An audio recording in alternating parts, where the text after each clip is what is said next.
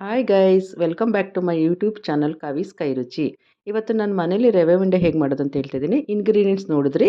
ಈಗ ರವೆ ತೊಗೊಂಡಿದ್ದೀನಿ, ಪೌಡರ್ ಶುಗರ್ ತೊಗೊಂಡಿದ್ದೀನಿ, ಗೋಡಂಬಿ, ಬಾದಾಮಿ, ಕಿಸ್ಮಿಸ್ಸು ಮತ್ತು ತುಪ್ಪ.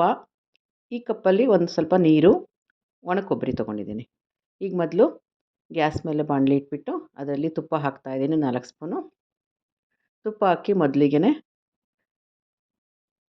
ಕಿಸ್ಮಿಸ್ ಹಾಕಿದ್ದೀನಿ. ನೆಕ್ಸ್ಟು ಗೋಡಂಬಿ ಮತ್ತು ಬಾದಾಮಿನ ಸ್ವಲ್ಪ ಪೌಡ್ರ್ ಮಾಡ್ಕೊಂಡಿದ್ದೀನಿ, ಅದನ್ನು ಹಾಕಿದ್ದೀನಿ.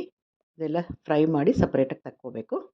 ನೆಕ್ಸ್ಟು ರವೆ ಹಾಕ್ಕೋತಾ ಇದ್ದೀನಿ. ಇದು ಬಾಂಬೆ ರವೆನ ಹಾಕ್ಕೊಂಡು ಚೆನ್ನಾಗಿ ಘಮ ಘಮ ಅಂತ ಸ್ಮೆಲ್ ಬರೋ ತನಕ ಫ್ರೈ ಮಾಡಬೇಕು. ನೋಡಿ, ಘಮ ಘಮ ಅಂತ ಸ್ಮೆಲ್ ಬರೋ ತನಕ ತುಪ್ಪದಲ್ಲಿ ಇನ್ನೊಂದು ಸ್ಪೂನ್ 4 ಸ್ಪೂನ್ ತುಪ್ಪನೂ ಹಾಕ್ಕೊಂಡು ಫ್ರೈ ಮಾಡಿಬಿಡ್ಬೇಕು.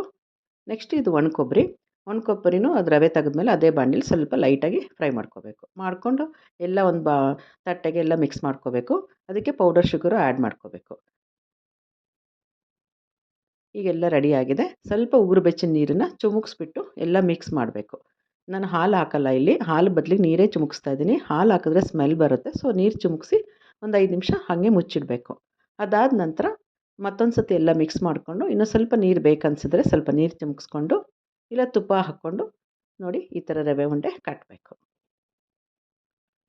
ನೋಡಿ ಎಷ್ಟು ಚೆನ್ನಾಗಿ ರವೆ ಉಂಡೆ ರೆಡಿಯಾಗಿದೆ ಅಲ್ವಾ? ನೋಡಿ ಎಷ್ಟು ಚೆನ್ನಾಗಿ ಬಂದಿದೆ ರವೆ ಉಂಡೆ. ಸೊ ಲೈಕ್ ಮಾಡಿ, ಶೇರ್ ಮಾಡಿ, ಸಬ್ಸ್ಕ್ರೈಬ್ ಮಾಡಿ. Thank you.